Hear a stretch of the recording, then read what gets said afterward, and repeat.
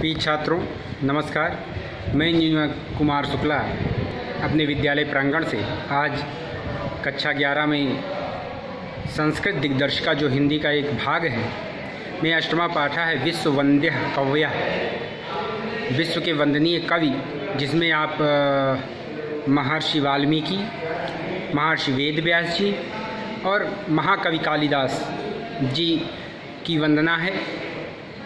ये तीनों अपने आप में अद्वितीय हैं। जो आदि कवि वाल्मीकि जी हैं उन्होंने रामायण की रचना की जो संस्कृत में है, महाभारत की रचना वेद व्यास जी ने किया जो भी श्रेष्ठ है, और आदि कवि वाल्मीकि जी अभिज्ञान शाकुंतलम, उत्तर रामचरितम आप जैसे महाकाव्यों की रचना की है।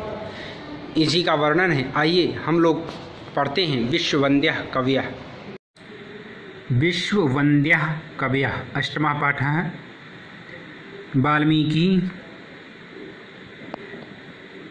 कवीन्दुं नौमि वाल्मीकिं यस्य रामायणीं कथां चन्द्रिकाम्यो चिन्तवन्ति चकोरायुकोविदाः।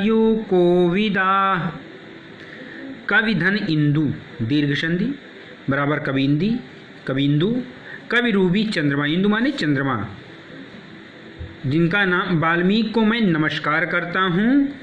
यस रामायणी कथा, जिनकी रामायण की कथा रूपी चंद्रिका म्यू, चंद्रिका माने होता चांदनी, कथा रूपी चांदनी को विद्वान चकोरायु को विदाह, चकोरों की भांति चुगते हैं।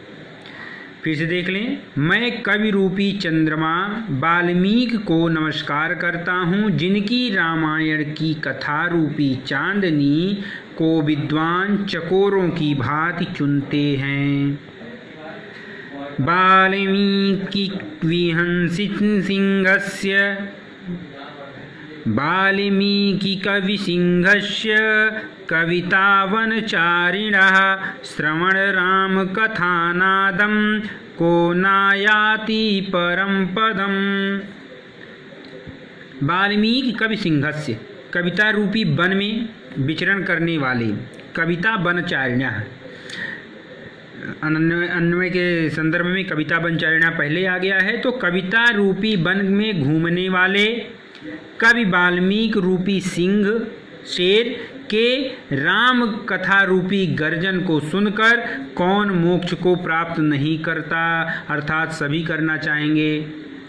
कविता रूपी वन में विचरण करने वाले कवि वाल्मीकि रूपी सिंह के राम कथा रूपी गर्जन को सुनकर कौन मोक्ष को प्राप्त नहीं करता। कूजन्तं राम रामेति मधुरं मधुराक्षरम् आरुहि कविता शाखां वंदे वाल्मीकि कोकिलम।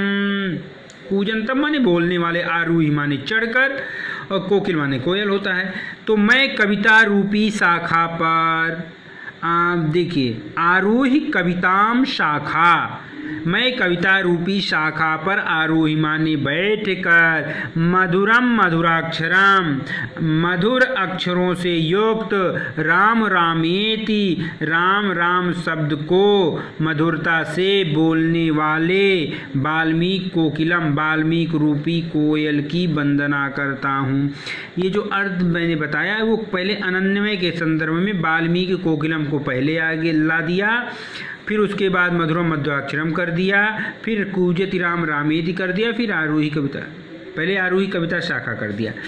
तो मैं कविता रूपी शाखा पर बैठकर मधुर अक्षरों से युक्त राम राम शब्द को मधुरता से बोलने वाले वाल्मीकि रूपी कोयल की वंदना करता हूँ। श्रवणांजलिपुटुपेयं विरचितवान् भारताख्यमृतं यः तमहमरागं कृष्णं कृष्णद्वैपायनं वन्दे। श्रवण माने सुनना, और भारताख्याम माने महाभारत को रचने वाले, भारताख्याम अमृतम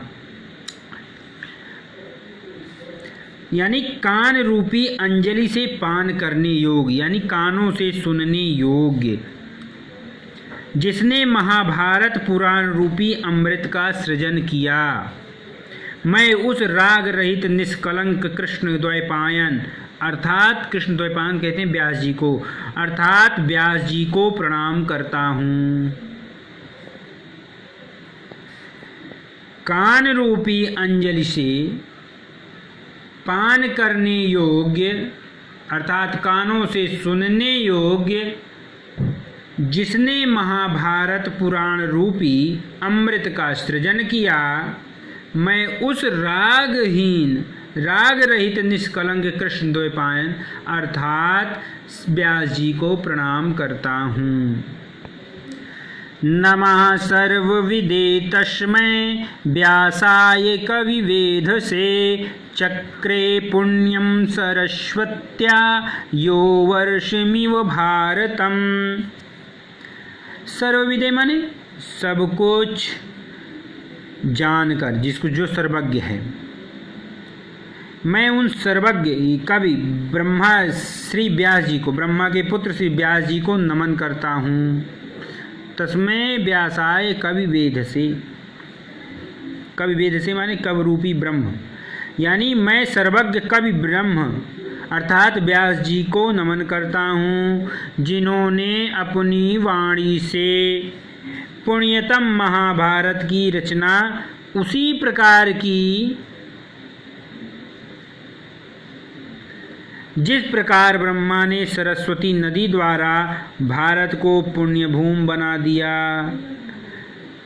कहने का तात्पर्य है कि ब्रह्मा जी ने जिस प्रकार पुण्योत्तमा सरस्वती की सृष्टि द्वारा भारत देश को पुण्य भूमि बना दिया, उसी प्रकार व्यास जी ने अपनी वाणी के बल पर महाभारत काव्य को पुण्यमय बना दिया। नमोस्तु ते व्यास विशाल बुद्धे फुल्लारविन्दायत पत्र नेत्र येन त्वया भारत तैलपूर्णा प्रज्वालितो ज्ञानमयः प्रदीपः। खिले हुए फुल्ल धन अरविंद धन यत धन पत्र धन नेत्र, यानी कमल की चौड़ी पंखुड़ी के समान नेत्र वाले, यानी खिले हुए कमल की चौड़ी पंखुड़ियों के समान विशाल नेत्र वाले विराट बुद्धि वाले व्यासदेव, आपको मेरा नमस्कार है। आपने जिन महाभारत रूपी तेल से पूर्ण ज्ञानमय दीपक जलाया है। कहने का तात्पर्य है कि दीपक जिस प्रकार अंधकार को दूर करके मनुष्य को रास्ता दिखाता है, दीपक में भरा तेल ही उस दीपक द्वारा प्रकाश देने वाला बनता है। उसी प्रकार महाभारत में ज्ञान रूपी तेल है, महाभारत ज्ञान रूपी तेल है जो लोगों को हमेशा मार्गदर्शन करता है। तो फिर से देख लें, कहने का तात्पर्य है कि खिले हुए कमल की चौड़ी पंखुड़ियों के समान विशाल नेत्र वाले विराट बुद्धि वाले हे व्यासदेव, मैं आपको नमस्कार करता हूँ।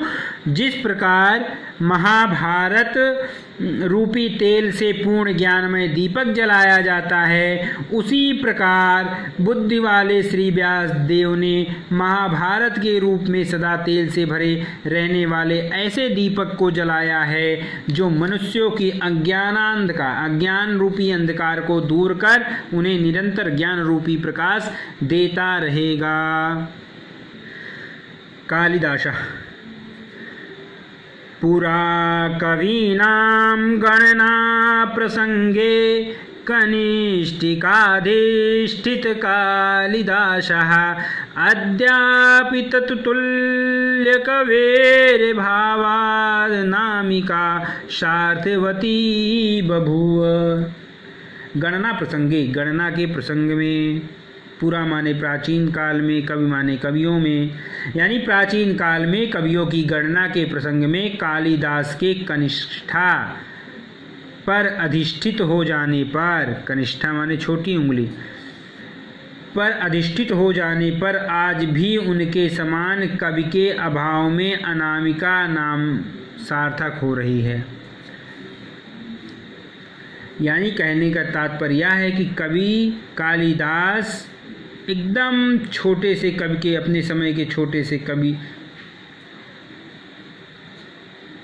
माने जाने थे, लेकिन उनके समान आज कालिदास कनिष्क के समान हो गए। तो जो उनके बगल की अनामिका उंगली जिसमें मुद्री पहनी जाती है उसका होना सार्थक हो गया कालिदास के पहले। यानी प्राचीन काल में कवियों की गणना के प्रसंग में कालिदास के कनिष्का पर अधिष्ठित हो जाने पर, यानी कालिदास छोटे कहलाते थे प्राचीन काल में के कवियों में।